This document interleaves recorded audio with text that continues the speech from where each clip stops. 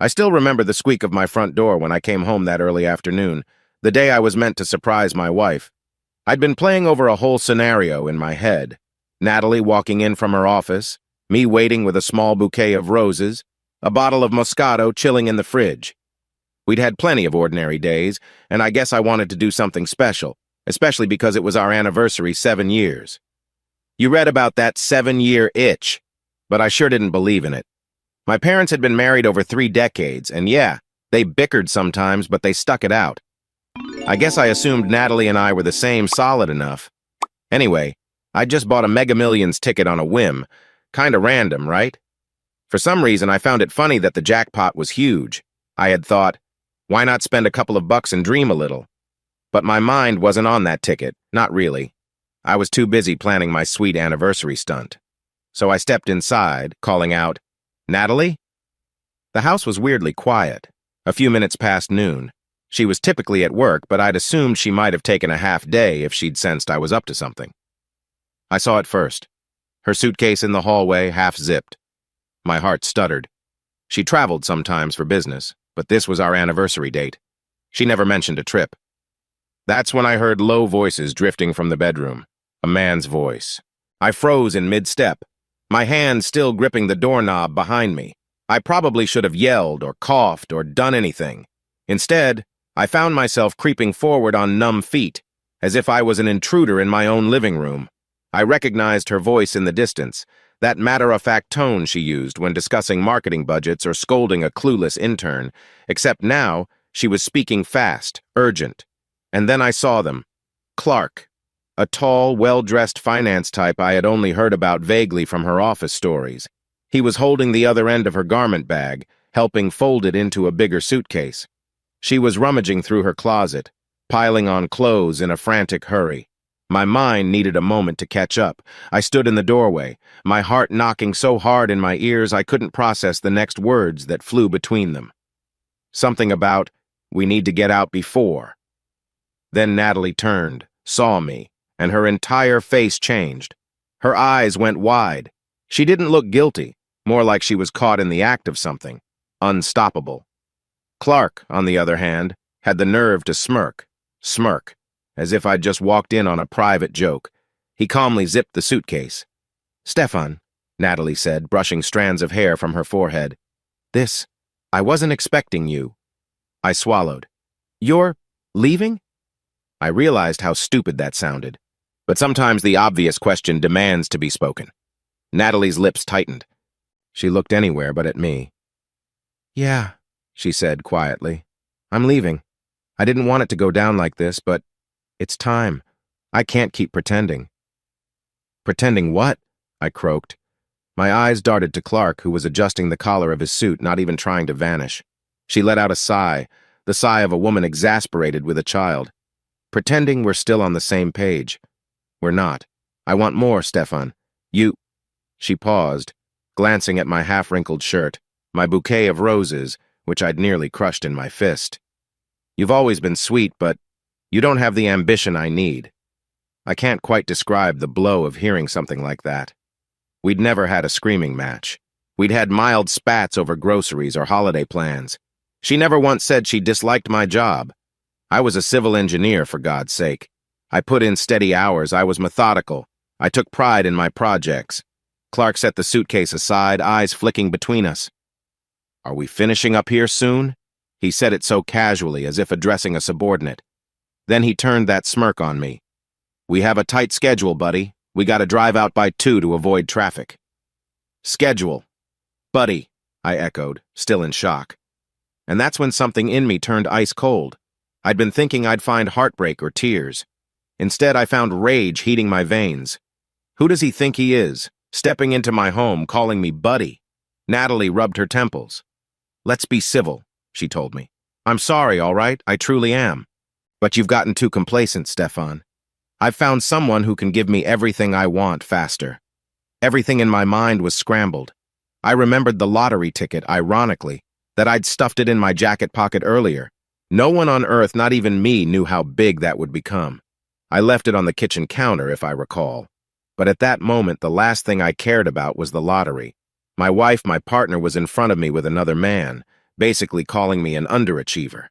I forced out, "So, that's it? You're done just like that?" She nodded. I left a note with some paperwork. She gestured toward the bed. I finally noticed a single envelope with my name scribbled across it. "I'm sorry, I can't keep living like this. Clark and I, we have plans, opportunities. This, you and me. It's over." Silence pressed down, thick as tar. I felt the roses slip from my fingers. Clark looked faintly amused. "We should wrap, Natalie," he said. "Time's ticking." She turned back to me, swallowed. Then she whispered, "I hope you can understand." I half laughed, though it came out like a strangled cough. "Understand? You want me to just shake your hand and say good luck?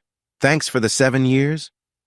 She shrugged, tears glimmering in her eyes, but I couldn't tell if they were genuine regret or just awkwardness.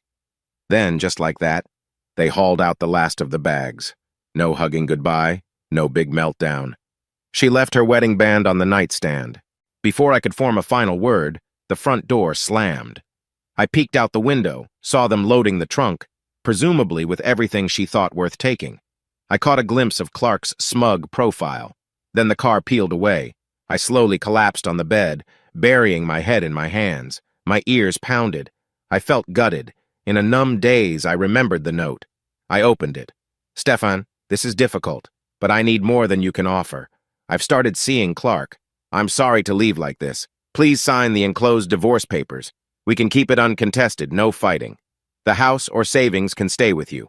I'm not looking to battle or hold grudges. I just need to go. Natalie." "No grudges? House and savings can stay with me." She must have thought there wasn't much to fight for, aside from a modest nest egg. She must have believed Clark's bigger potential overshadowed anything I might own. I sat like that for hours, or maybe minutes, who knows. At some point, the daylight outside shifted. I realized my anniversary bouquet was still on the floor, half crushed. Finally, I stumbled out to the kitchen. On the counter, that lottery ticket stared back. One more annoyance, I thought, picking it up with trembling hands.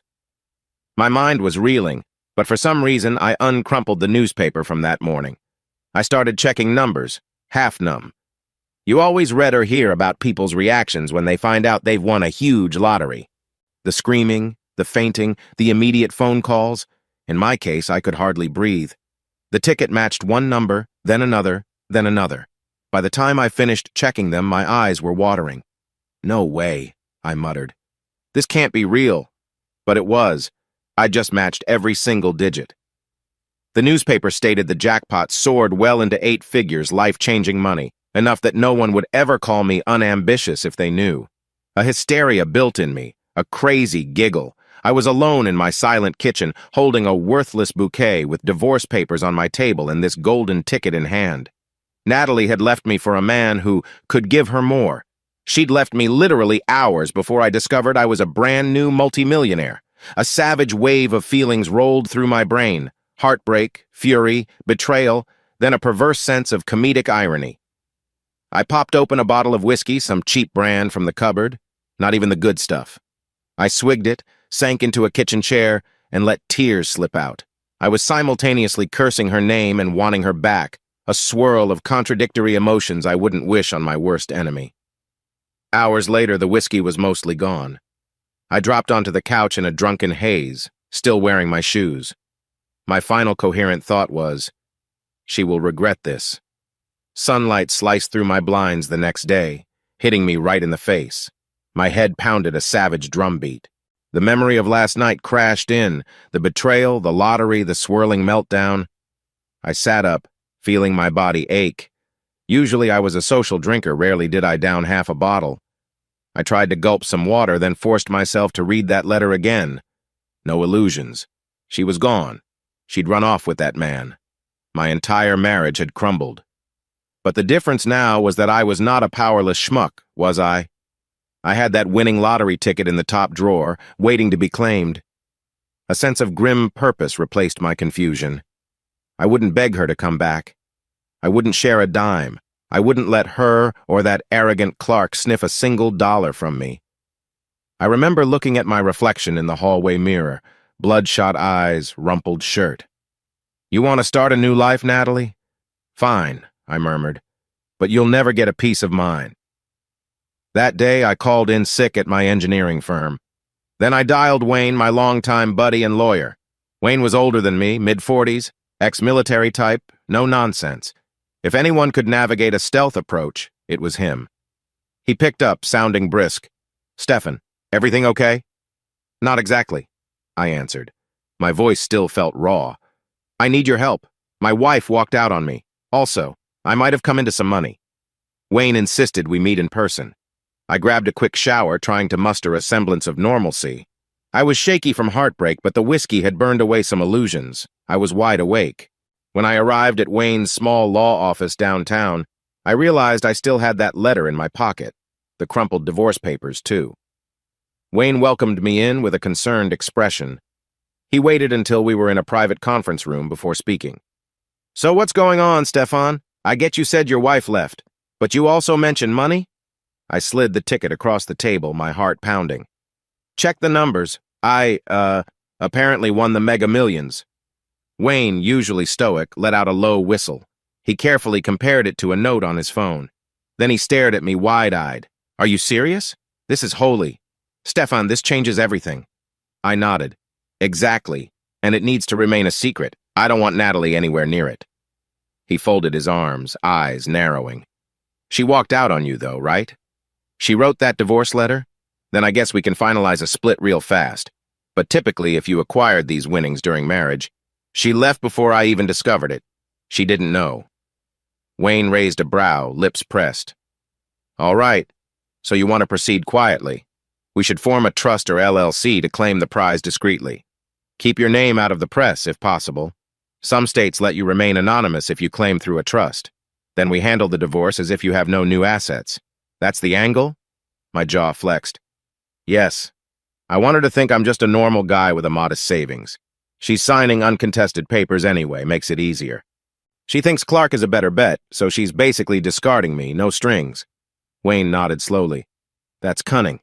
We'll need to be swift. She might suspect something if we stall."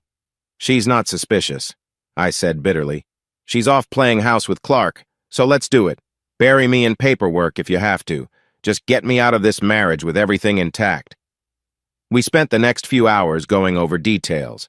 Wayne promised to handle the foundation of a shell trust. I'd deposit the winning ticket under that entity.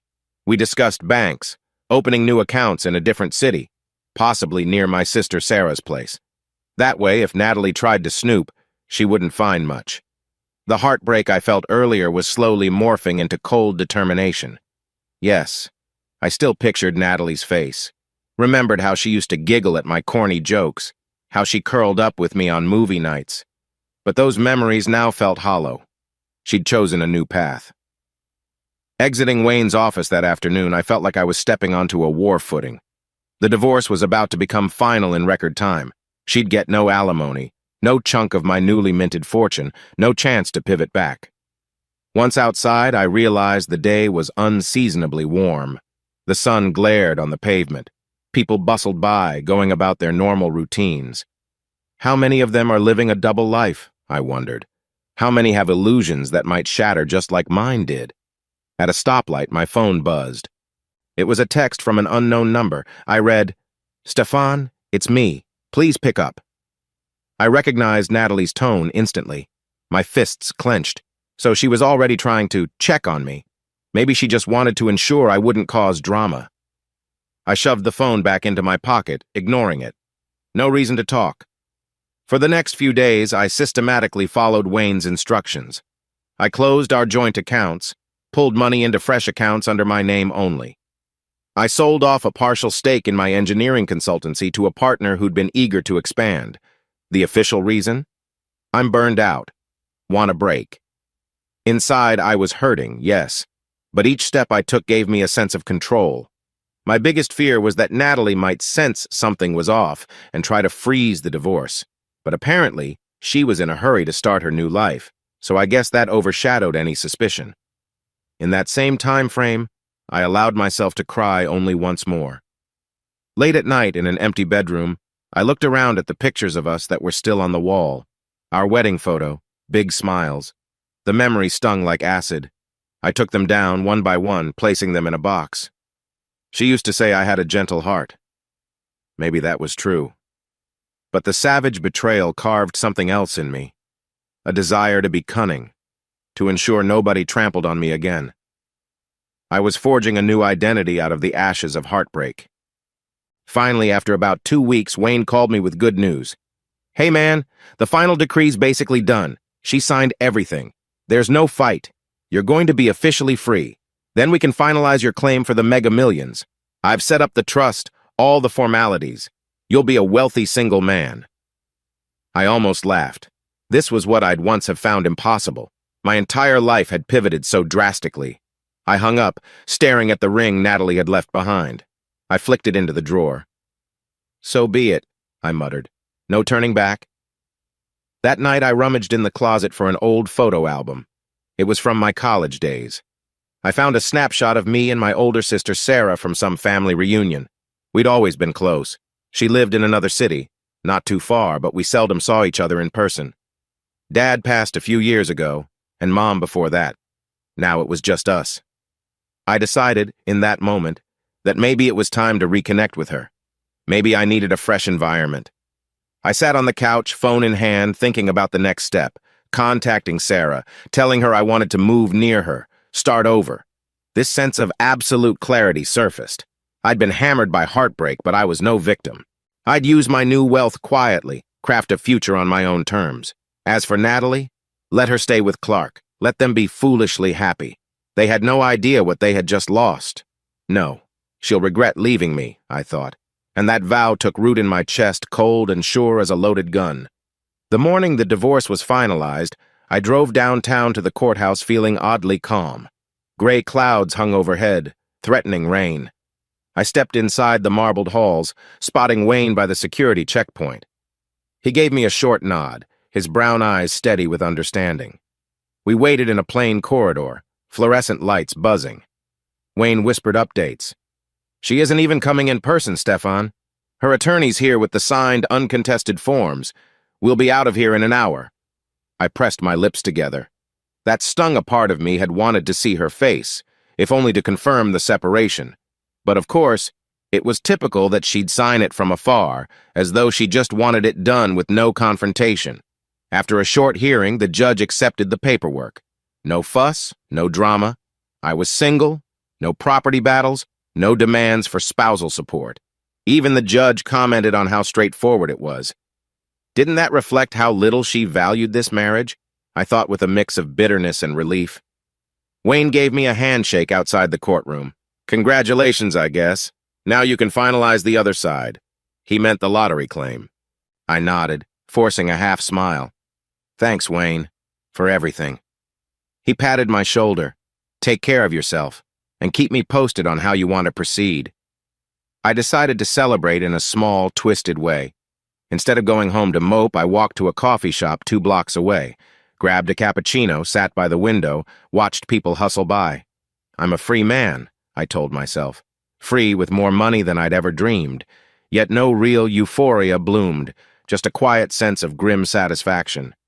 I found myself replaying the scene of Natalie leaving. Her words, "I need more." She had no clue how ironic that statement was.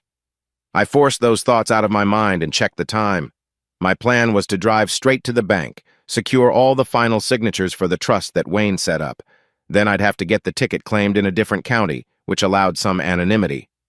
A few hours later, after an avalanche of forms and ID checks, it was done. The Redwood Lane Trust.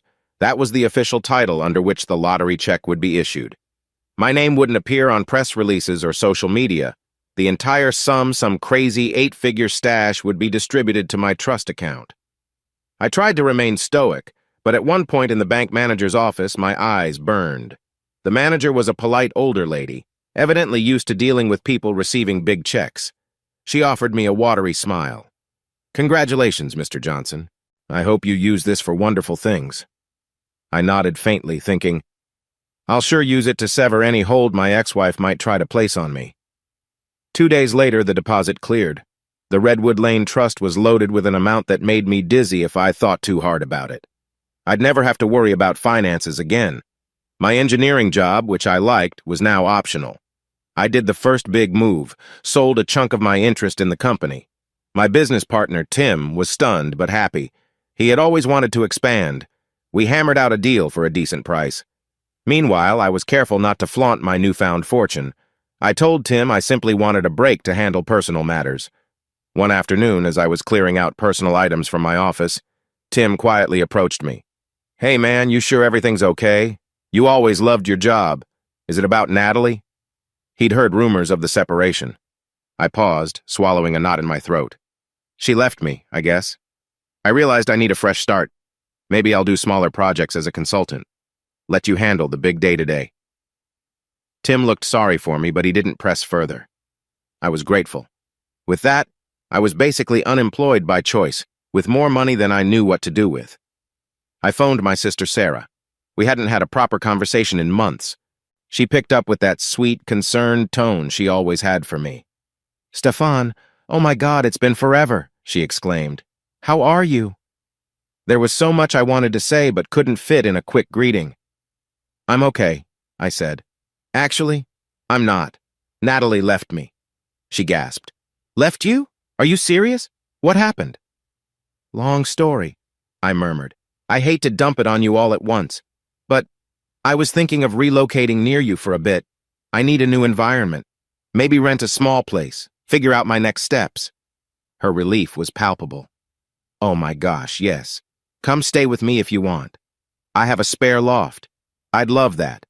We can catch up, and you can get your head straight. I'm so sorry you're going through this." I felt tears prickle my eyes. "Thank you, sis." We arranged that I'd drive out next week. I'd stow my personal belongings in a storage unit, put the house up for sale.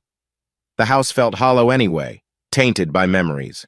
But before I left, I'd meet with Wayne one last time to sign final deeds on my share of property and bank transitions. Wayne was thorough. As I looked over the documents, I felt a quiet flicker of triumph. Natalie had no idea. The day I officially put the house on the market, I stood in the living room, gazing around. This was where we'd hosted dinner parties, watched Netflix marathons, once laid down new carpeting together, laughing at ourselves. I half expected to hear her voice from the kitchen. Instead, the silence pressed in. I left behind a few items stuff I didn't want. Old furniture, the bed she slept in. It felt almost exorcistic, removing every trace of our shared life. I stuffed clothes, electronics, and personal mementos into boxes. The wedding album? I'd nearly tossed it, but ended up burying it in a dusty trunk. Maybe one day I'd burn it or forget it existed. At the last minute, while rummaging in a cupboard, I found a small box of old love notes we'd exchanged when we were dating. My gut twisted. Some corners of my heart ached with longing for the woman I once thought she was. But I had to remind myself, she chose to walk away for something she perceived as better. I set the notes ablaze in a metal trash can out back. I watched them curl into black ashes, smoke drifting upward. "Goodbye," I whispered. Then I locked the door for the final time, leaving the key for the realtor. Driving across the highway to Sarah's city felt surreal. My entire life, packed in my trunk, plus an enormous secret fortune accessible via a few small black ATM cards that linked to Redwood Lane Trust. If I wanted, I could pay off entire mortgages, buy a mansion on a whim, but I wasn't an impulsive man. My father raised me to be methodical. When I pulled into Sarah's driveway that evening, she rushed out barefoot, hugging me fiercely. She was older by a few years, a nurse with an independent streak. "Thank God you're here," she said, ushering me in. "I was so worried." We sat at her kitchen table. She poured me a glass of iced tea. I told her the basics. Natalie left for a guy named Clark. I'd sold my stake in my business. I needed a new start. I didn't mention the lottery. Not yet. Sarah frowned. "I never liked her, you know. She was always so cold. I'm sorry to say this, but I had a feeling something might snap." I nodded, picking at a scratch on the table. "Guess you saw something I didn't." She gently touched my hand. "You deserve better. Stay here as long as you like. I live alone anyway." In that moment, a wave of gratitude swept over me. No matter what had gone wrong, Sarah was in my corner. Next day, I began adjusting to a new routine. Sarah left early for her shift at the local hospital. I rummaged around the loft, my new temporary living space, organizing my boxes. Mid-morning, I got a call from an unknown number. I hesitated, but answered. "Stefan, it's Natalie." My grip tightened on the phone. "Why are you calling me?" She paused. "I just wanted to make sure everything was amicable. We parted so abruptly. We need to talk about the house or any leftover bills." I forced a laugh. "You signed everything away. There's nothing to discuss. The house is going on the market. I'm taking care of everything." Her tone held a trace of confusion. "You must be upset. I get it. But let's remain civil. Maybe we can meet for coffee, tie up loose ends." I nearly told her to go to hell, but something made me swallow that and answer calmly. "I don't see a reason. We're divorced. You left me for Clark. End of story." She breathed out. "Fine. I was just checking. If you need anything," I hung up, not letting her finish. My heart hammered in my chest. Her nonchalance grated my nerves. She had no clue I was building a new hush-hush empire behind the scenes. I tried to push thoughts of Natalie aside. My focus turned to what I truly wanted from this fresh chapter. Should I go back to work eventually? Launch my own specialized engineering firm? Travel? The possibilities were infinite, but a darker seed was growing in me. I kept recalling that smirk on Clark's face, the way Natalie had cast me off with barely a second thought. Some nights I'd dream of confronting them, or exposing them. One evening, Sarah and I were sipping wine in her living room. She was flipping channels absent-mindedly. "Stefan," she said, "you look so tense." I let out a slow breath. "I can't stop thinking about how they walked all over me. She basically implied I was worthless. And maybe I want to prove them wrong, you know?" Sarah nodded. "You don't owe them anything. Let them see one day they made a huge mistake." I was silent for a long moment. Then I said, "What if I want them to not just see their mistake, but feel it? I'm not talking violence, just a plan, something to show them I was never the clueless doormat." She eyed me warily. "You're talking payback?" I shrugged. "Something along those lines." Sarah studied me. Usually, I was the mild-mannered type. Now something else flickered behind my eyes. She'd never seen me this way. "Stefan, be careful," she murmured. "Don't let revenge consume you." I forced a grin, trying to lighten the mood. "Relax, sis. I'm not going to do anything illegal. I just want to turn the tables. They deserve consequences." After that conversation, I started making phone calls. I reached out to an old friend from college who worked in private investigations. I asked hypothetical questions about background checks, financial vulnerabilities. I was discreet, not naming Natalie or Clark, just gleaning how one might unearth personal data. The more I dug, the more feasible it seemed. Clark, I learned through a quiet search, had a history of high-risk loans. He bragged about big paydays but was riddled with expensive car leases, credit card debt, maybe even gambling here and there. A plan began forming in my mind. If he and Natalie were chasing bigger opportunities like launching a marketing agency, or some new venture I could position myself as an anonymous investor or backer in a shell capacity, lure them into expansions, then pull the rug out at the right moment. At night, I found myself scribbling notes in a spiral notebook, the city's business registry, possible dummy corporations I could set up, maybe under Redwood Lane Trust or a spin-off. The idea thrilled me a sense of righteous satisfaction that overshadowed the heartbreak. Meanwhile, I kept up a normal front. Sarah teased me about job hunting, and I told her I was exploring new projects. I started donating to local charities under an alias, Redwood Lane Outreach, a philanthropic side of me that I actually enjoyed. One weekend, I accompanied Sarah to a fundraiser for a homeless shelter. The cause moved me, seeing so many families in crisis. I wrote a quiet check, a fraction of my wealth, but still substantial for them. It felt strangely good to help. That evening, back at the loft, I stared at the city lights outside my window. The heartbreak was still there, but it was no longer paralyzing me. Instead, it fueled a new version of me, a man who wouldn't be naive. Sometime around midnight, I jotted a final note in my plan. Stage 1, discreetly gather intel on Clark's finances. Stage 2, position Redwood Lane as an enticing investment route for them. Stage 3, once they rely on it, yank it away. I set down my pen, exhaled. "This heartbreak becomes my weapon," I whispered. Then I shut off the lamp, bracing for the next chapter of my life, one that would blend quiet charity with a cunning vengeance. Settling into Sarah's place felt easier than I'd expected. Her loft was cozy but allowed enough privacy. Mornings, she'd brew coffee, and we'd chat about random stuff, her hospital stories, me telling small anecdotes from engineering. I didn't mention the lottery or my deeper plans for revenge. She knew I had some money from selling my share in the firm. That was enough for now. One day, sipping coffee by the window, she asked, "So, do you plan to buy a house here?" I shrugged. "Not sure. I'm thinking I might do short-term rentals, keep it flexible. I'm also exploring philanthropic angles, actually." She raised her eyebrows. "Philanthropic? That's new. You always donated a little, but is this a sudden cause?" I forced a smile. I realized how quickly people can fall on hard times. Maybe I want to help a few folks if I can. Also, it keeps me busy. The truth was, I was forging connections in philanthropic circles that gave me access to diverse business leaders. I kept Redwood Lane Trust hidden behind a manager, but slowly I was building a network. In the afternoons, I'd park in front of my laptop, running background checks on Clark. I discovered addresses tied to him, business registrations. I found he'd formed a small partnership with some shady, silent partner, possibly private moneylenders. My gut told me he was perpetually over his head.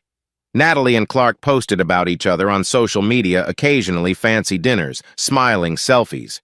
That stung, but it also told me how naive they were. Their new marketing agency talk was all fluff. "We're launching soon, big potential clients lined up. I saw an opening. If they needed capital, they'd eventually seek investors or loans. That's where Redwood Lane can appear," I mused. To solidify the idea, I hired a local corporate attorney, not Wayne because I wanted some separation, to help me set up a new entity, separate from Redwood Lane. Let's call it Silver Maple Holdings. Officially, it was to seek promising startups to invest in. In reality, it was my Trojan horse. One evening, while finalizing the documents, my phone buzzed with an unknown number. I answered, and a warm male voice asked, "Is this Stefan? My name's Charles Mendez. I run the Lakeside Homeless Center. We got your donation, and I wanted to say thank you." A flicker of satisfaction welled up. "Yes, hi, Charles. Thanks for reaching out. I'm happy to help." He gushed about how my donation bridged a gap in their funding. He invited me to a future gala, wanting me to meet some families I'd indirectly helped. After I hung up, I realized that while forging a path of revenge was one side of me, another side actually found meaning in these philanthropic acts. It was bizarre, but hey, people can hold contradictions. I wanted to ruin Natalie's illusions, but I also wanted to do good for those who deserved it. I tested my new approach by placing a small ad in a local business periodical under Silver Maple Holdings, seeking small marketing or consulting startups with high growth potential. I used a front email and phone line. Then I waited. Sure enough, a week later, I got an inquiry from an email that turned out to be from Clark's domain. He used a flashy name for his marketing agency, Sparkbridge Consulting. Typical. The message read, "We're a dynamic new marketing firm with established leads, looking for angel investment or partnership." I nearly laughed at my screen. Bingo. I responded with a measured interest, signed off with a pseudonym, A.G. Foster, Senior Consultant, Silver Maple Holdings. I wanted them to chase me, not the other way around. While I engaged in that email exchange, I learned that Sparkbridge was basically Natalie and Clark's pet project. They claimed they had multiple potential corporate clients. They needed an infusion of capital to set up offices, hire staff, etc. I made sure to keep my answers vague but encouraging, like, "We have resources and are looking for innovators. Let's schedule a meeting to discuss synergy." The trap was being set. At times I asked myself if all this was too much. Couldn't I just let them fail on their own? Possibly. But my bitterness demanded involvement. I wanted to be the one controlling the switch. If they soared too high on borrowed wings, I'd be there to cut them off. Meanwhile, in daily life, I accompanied Sarah to local events, joined a gym to blow off steam. My mind was always half in the revenge plan, but I needed normalcy too. Occasionally, I'd wake at 3 a.m. from nightmares seeing Natalie's face, hearing her say, "You're not enough." I'd break into a sweat. Then I'd calm myself thinking, we'll see who's enough. One afternoon, while grabbing lunch at a small bistro, I noticed a woman in a corner booth with a messy stack of documents looking stressed. She had a tired, anxious expression, reminding me of how life can hammer people unexpectedly. I felt a pang of empathy and recalled my philanthropic side. On impulse, I introduced myself. "Hi, sorry to bother you. You look like you could use a break. Mind if I ask if everything's okay?" She eyed me warily, then sighed. "I'm Aurora. I'm just trying to figure out how to pay rent next month. My landlord kept my deposit, saying the place had damages, but that's a lie. So I'm behind on everything." I offered to buy her coffee. She hesitated, but eventually allowed it. Turns out she was a single mother. Her daughter Mia was at a friend's place while Aurora tried to fix her finances. "I'm at the end of my rope," she admitted softly. "Every month it's something new. If I lose this next place, I don't know where we'll go." It was eerily reminiscent of the stories I heard at the homeless center. I scribbled a note with a phone number for the Lakeside Center. "Try calling them. Mention my name, Stephen Johnson. They might help with a short-term solution." She blinked in gratitude. I barely know you." I gave a faint shrug. "I like to help where I can. I'm not expecting anything in return." Aurora's eyes brimmed with tears. "Thank you. That means more than you know." We parted ways, but I walked out feeling oddly good. Another small sign that I could do more with my money than just ruin someone. A week passed.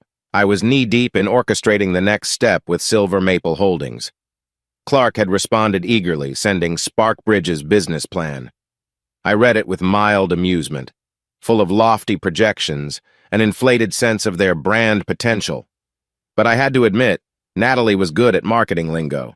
She must have done a chunk of that pitch deck. I scheduled a phone call under the alias A.G. Foster. The moment I heard Clark's voice, my stomach twisted, but I forced a neutral tone. Clark rattled on about synergy, ROI, all the corporate jargon. Then I recognized a second voice in the background, Natalie. My breath caught.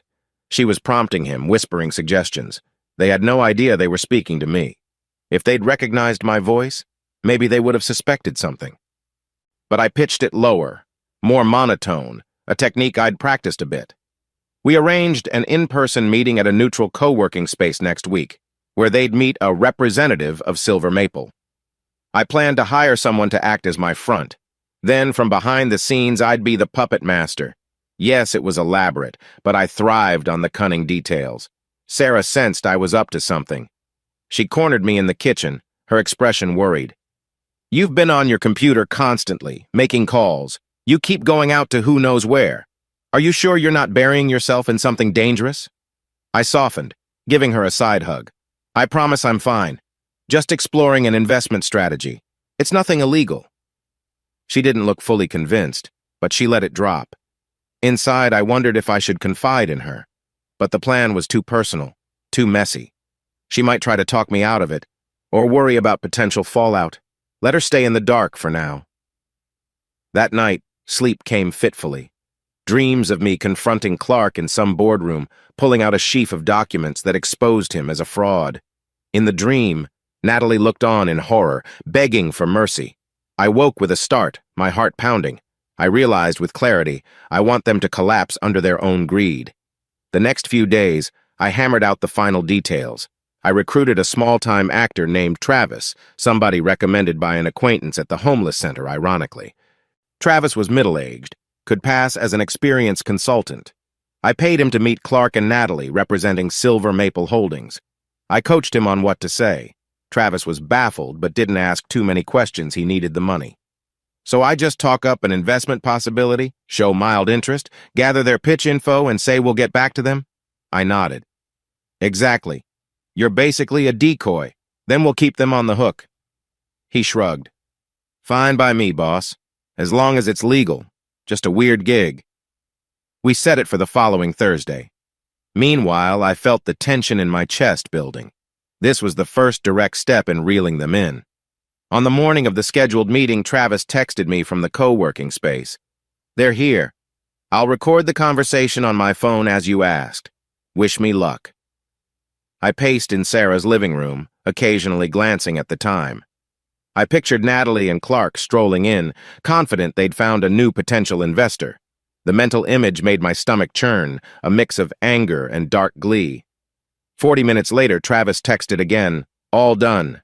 They're definitely excited. They want more discussion, want to show formal proposals. She's pushy, but enthusiastic. I exhaled. So it had begun.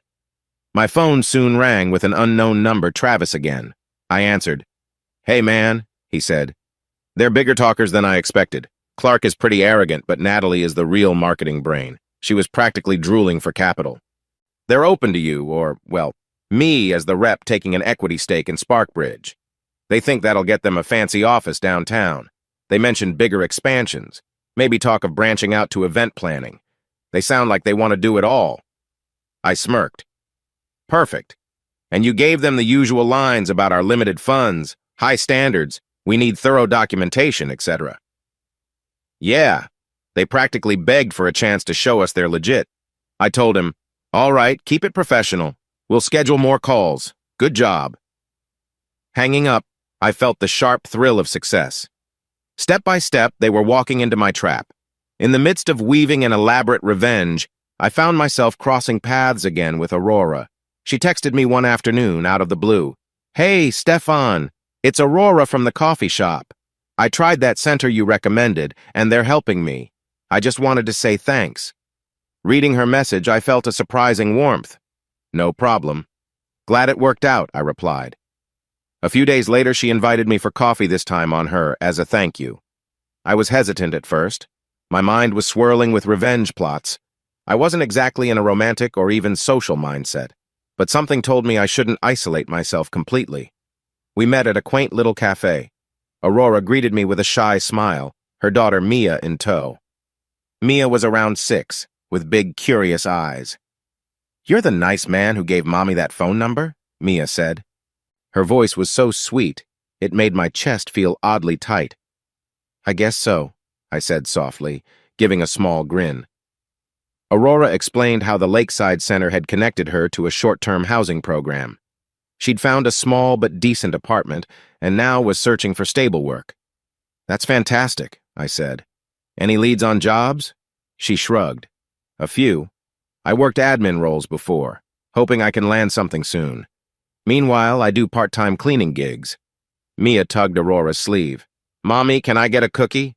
Aurora glanced at me apologetically. "I'm short on cash until next week." I waved my hand, pulling out a few dollars. "Go ahead, sweetie, get your cookie." Mia's face lit up. She dashed to the counter. Aurora exhaled. "I hate not being able to buy my own kid a cookie. This is so embarrassing." "It's not. Life is unpredictable," I murmured. "I'm glad you're getting back on your feet." The conversation flowed more openly. Aurora described how her ex abandoned them years ago. He contributed no child support. She used to live in a cheaper part of town but ended up losing deposits to unscrupulous landlords. I listened intently, feeling empathy that was unusual for me these days. My life had become so fixated on payback. Hearing Aurora's story gave me perspective. Not everyone who struggles is a cheat. Sometimes people are just unlucky. At one point, I confided, careful not to mention the lottery, how my wife had left me recently. Aurora gave me a compassionate look. "That must have hurt a lot." "I'm sorry." I nodded. "Yeah, but it opened my eyes. People can be cruel, so I'm trying to do something positive. Maybe help folks like you." She blushed. "Well, you're basically my hero. I don't know how to repay you." I swallowed, suddenly uneasy at the praise. "Just pay it forward someday if you can." Mia returned, chocolate cookie in hand, smiling. She told me about her new school, how she liked to draw flowers. Her innocence cut through my cynical heart. There is still goodness left in the world, I thought. As we parted ways, Aurora asked if we could exchange contact info properly. "If you hear of any job leads, or maybe we can hang out again." I hesitated but nodded. "Sure." I was cautious about letting new people in, especially with the complicated things I was doing behind the scenes. But something about Aurora's earnestness was refreshing. Over the next couple of weeks, we texted occasionally. I'd forward her an admin job listing I saw somewhere. She'd share updates on her daughter's progress in school. It felt oddly normal and warm, like a mini friendship forming. In the meantime, I was ramping up interactions with Travis and the Sparkbridge pitch. The next meeting ended with them excitedly offering 20% equity for a $200,000 infusion, a mere fraction of what I could afford. They just wanted the money. Travis reported to me, "Natalie keeps mentioning how unstoppable they'll be with some real capital. Clark is all about quick returns. They're basically begging for money as soon as possible." I smirked. "We'll stall, but keep them hungry. I want them to plan expansions, spend or borrow, get in deeper. Then we flip the switch." But life threw me a curveball. One rainy evening, I was leaving the gym, heading to my car, when I spotted Aurora in the parking lot, soaked from the drizzle, trying to fix a flat tire. I jogged over. "Aurora?" She startled, then recognized me. "Stefan, of all the coincidences, my tire blew out and I have no clue how to change it." I put down my gym bag. "I can help, or we can call roadside, but it'll take them a while." Grateful, she let me do the manual labor. She held an umbrella, though the wind made it mostly useless. We got drenched, but eventually I swapped out her tire for the spare. Shivering, we both huddled under the canopy. "Thank you," she said, teeth chattering. I was about to cry in frustration. "Don't worry." I brushed water off my arms. "Look, there's a diner across the street. Let me buy you a hot chocolate." Aurora hesitated but nodded. "Sure." Inside the diner, the warm lights and aroma of grilled food felt comforting. She admitted Mia was at a neighbor's for the evening, so she was alone. We took a booth. We ended up talking for a long time. She told me more about her struggles, how she always felt on the edge, like one mishap could topple everything. I felt a pang, recalling how one betrayal toppled my entire marriage. She noticed me fiddling with a stirring spoon.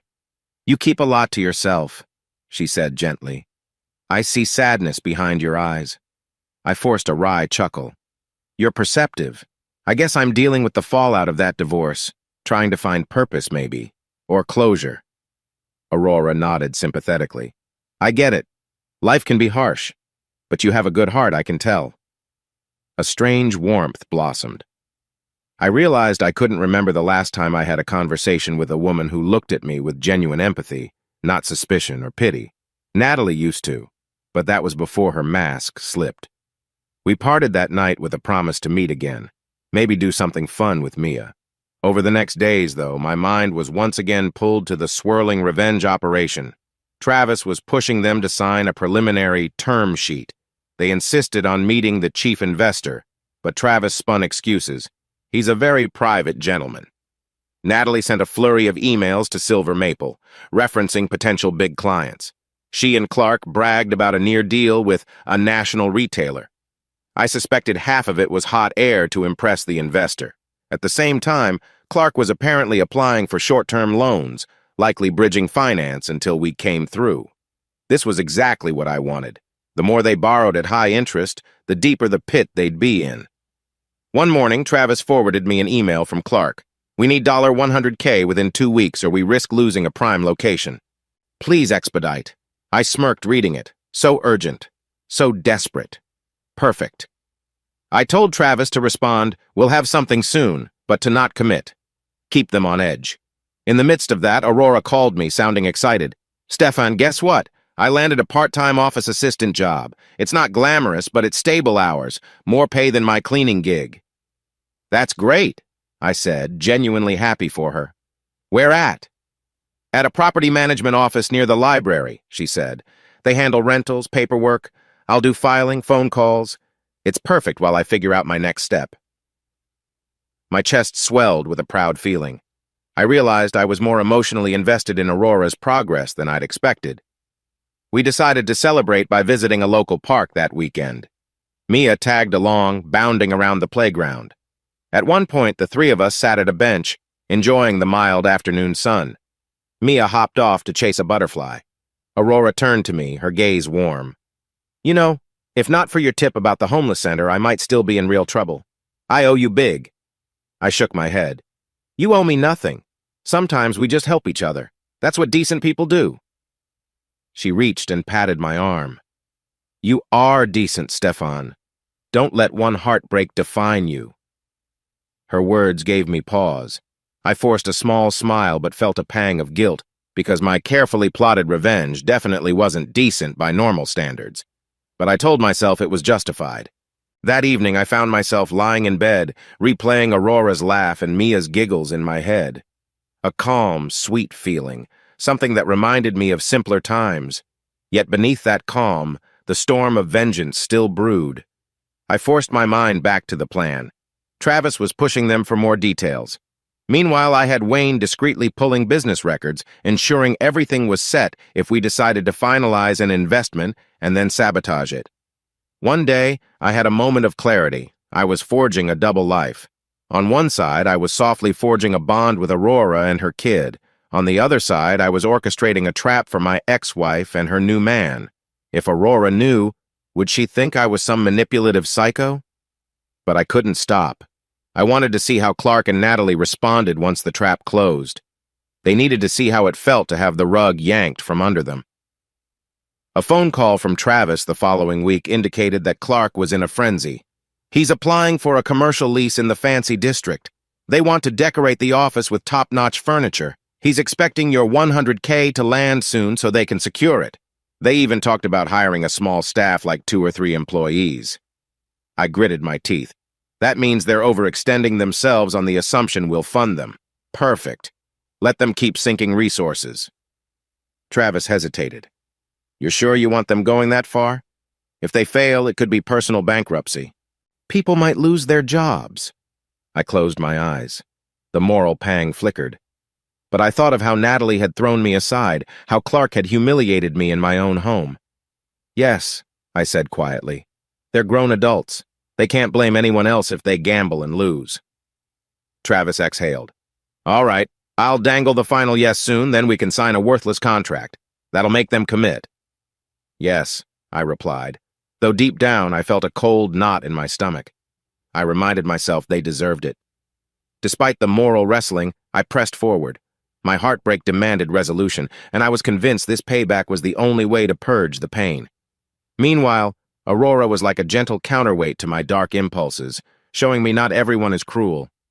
I started seeing Aurora more frequently, sometimes helping watch Mia if Aurora had an evening shift.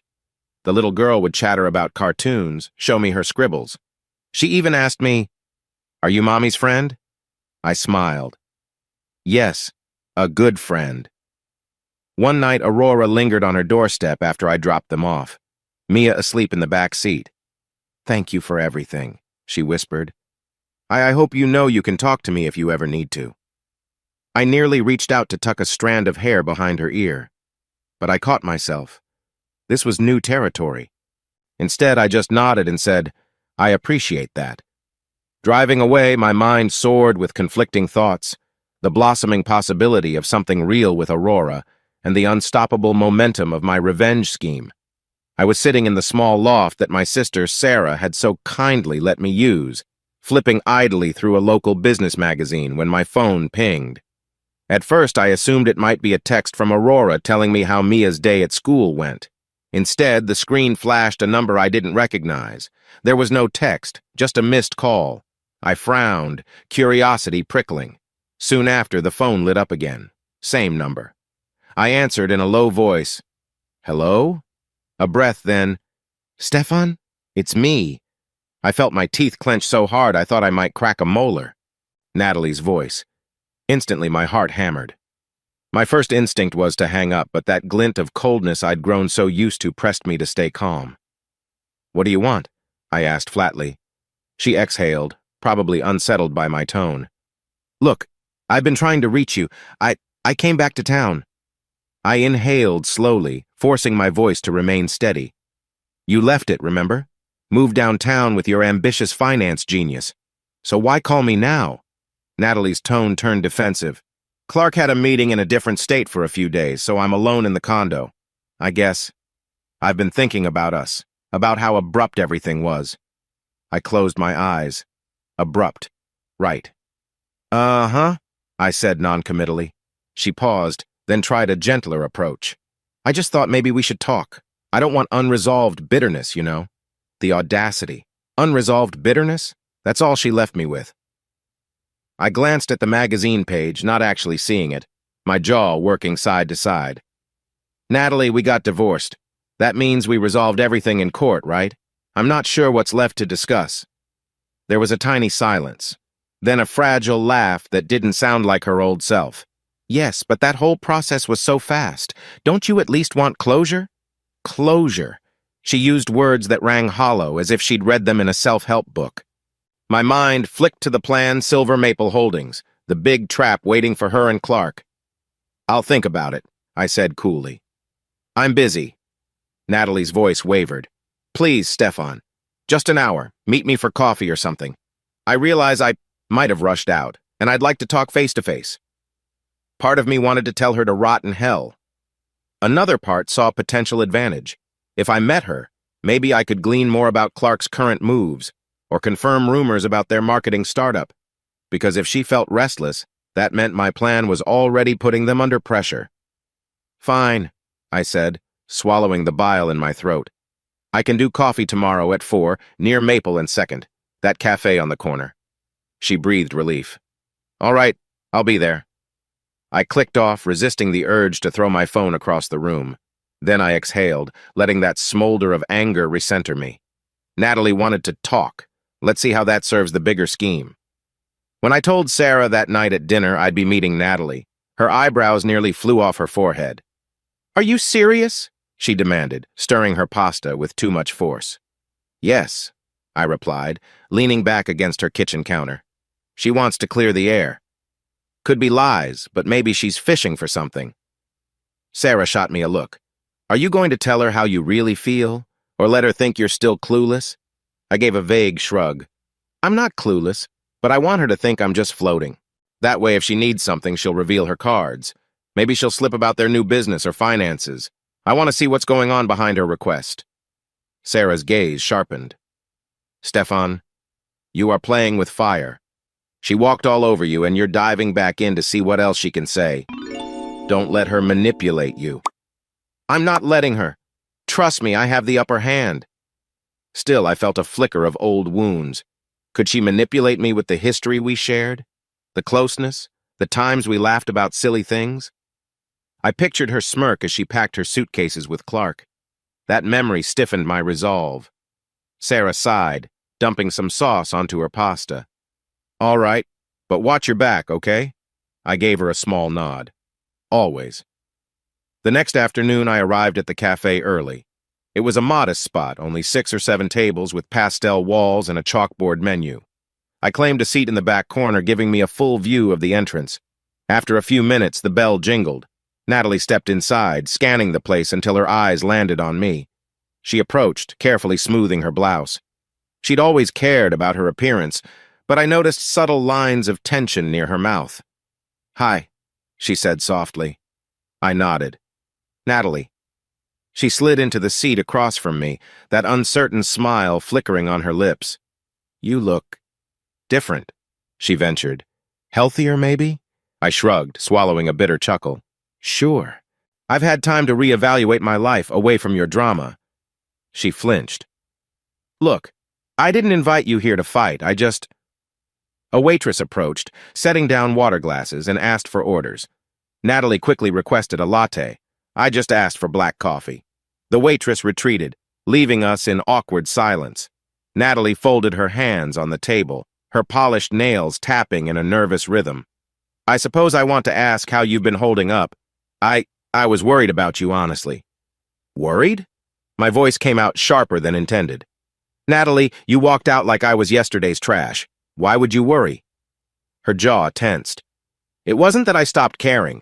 Clark had an opportunity for me to expand my marketing connections. I felt stifled in our old routine.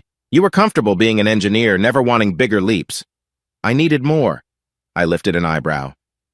And how's that going for you now? She hesitated. It's complicated. We're in the midst of launching a new agency. He's traveling a lot. Meanwhile, I realized I left a lot of loose ends with you. I exhaled, feigning a calmer vibe. I'm fine, by the way. I sold my share in my old firm, got the house sold, moved near my sister. I'm not living under a bridge. Her eyes flicked wide. You sold the house? Already? Yep, guess you didn't see. The market was decent. I got a fair deal. She pressed her lips. I thought we might talk about finances, you know. in case you needed help or something. I nearly laughed.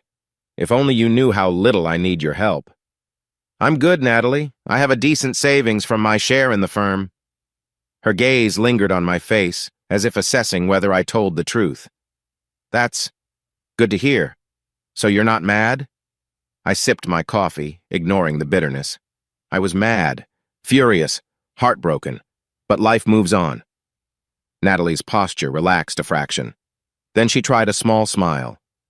Look, Clark's business is about to blow up. If you want, we could collaborate in some capacity. I know marketing, you've got engineering smarts, maybe you'd like a role once we scale up. My chest constricted with a surge of adrenaline. She was basically dangling a potential job? Ridiculous. But it confirmed my suspicion that they were seeking resources from anywhere. I'm not sure. I need to see some proof you two have a stable plan. She nodded,